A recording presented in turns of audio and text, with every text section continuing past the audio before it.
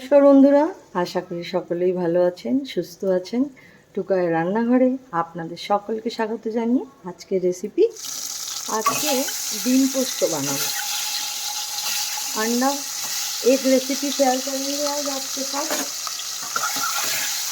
ডিমগুলো ভালো করে সিদ্ধ করে একটু নুন হলুদ আর একটু লঙ্কার গুঁড়ো মাখিয়ে সর্ষের তেলে ডিমগুলো ভেজে নিই।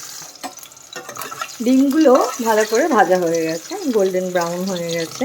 এইবারে ডিমগুলো আমি তুলে নিচ্ছি। अंडा अच्छे से फ्राई कर लिया मैंने, खाली नमक हल्दी लगा के बॉयल अंडा को अच्छे से मस्टर्ड ऑयल से फ्राई कर लिया। आप चाहो तो वाइट ऑयल से भी कर सकते। ডিম পোস্তটা বানিয়ে নেব, তার জন্য এখানে কালো জিরে ফোড়নে দিয়ে দিচ্ছি।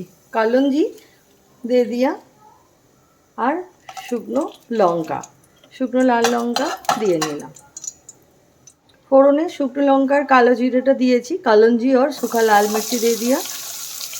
दुटो पेঁয়াজ छोटो करे कुचिए निएছি। दो कांदा मैं छोटा छोटा एकदम बारीक टुकड़े में काट लिया, तो अच्छे से फ्राई कर लेंगे। পেঁয়াজগুলো একটু কালার চেঞ্জ হয়ে গেছে, ভাজা হয়ে গেছে, এর থেকে বেশি ভাজবো না। कांदा जो अच्छे से फ्राई हो गया, 2 टमाटर मैं एकदम टुकड़े में काट लिया था, ये डाल दिया। तो छोटो टमेटो আমি একটু টুকরো করে কেটে নিয়েছি, সেটা এর মধ্যে পেঁয়াজের সাথে ভেজে নিই। পেঁয়াজ আর টমেটো ভালোভাবে ভাজা হয়ে গেছে। कांदा और टमाटर अच्छे से फ्राई हो गया।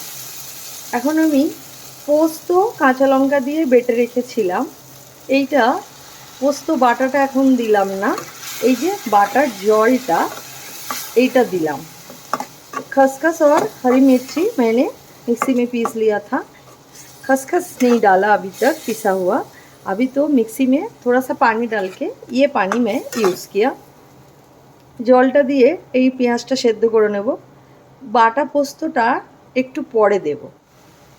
অল্প একটু হলুদ দিয়ে নিচ্ছি, थोड़ा सा हल्दी पाउडर, নুন, নমক। পেঁয়াজ আর টমেটো ভালো করে সিদ্ধ হয়ে গেছে। এইবার আমি बेटे रखा पोस्त, जेटा हमें काँचा लंका दिए बेटे निएছি, हरी मिर्ची के साथ जो खसखस हमने पीस लिया, ये अभी इसमें दे दिया। पोस्तटा एर संगे मिशिए दिलाम।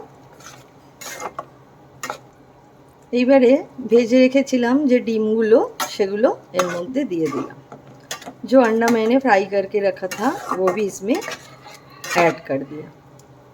কিছুক্ষণ চাপা দিয়ে রাখবো, थोड़ी देर के लिए ঢাকন লাগাকে রাখেंगे। দেখুন বন্ধুরা, তেল ছেড়ে দিয়েছে, আমাদের ডিম পোস্ত একদম রেডি হয়ে গেছে। এবার এটা আমরা শেষ করব। একটু উপর থেকে সরষের তেল ছড়িয়ে দিলাম। थोड़ा सा मस्टर्ड ऑयल ऊपर से डाला, आप चाहो तो नहीं, पसंद नहीं है तो मत डालिए, लेकिन डालने से बहुत अच्छा फ्लेवर आएगा।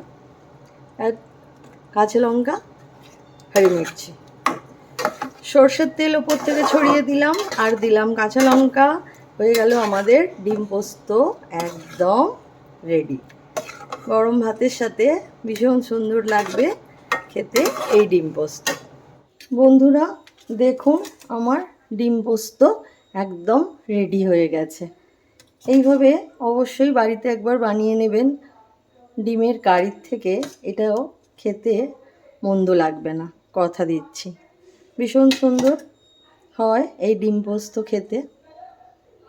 আমার রেসিপি ভালো লাগলে অবশ্যই আমার চ্যানেলটাকে সাবস্ক্রাইব করে নেবেন, লাইক করবেন, কমেন্ট করে জানাবেন কীরকম লাগলো, আর অবশ্যই অল নোটিফিকেশান। সবাই সুস্থ থাকবেন, ভালো থাকবেন, সকলকে ভালো রাখবেন। আজকে তবে আসি, দেখা হবে আবার পরের রেসিপিতে।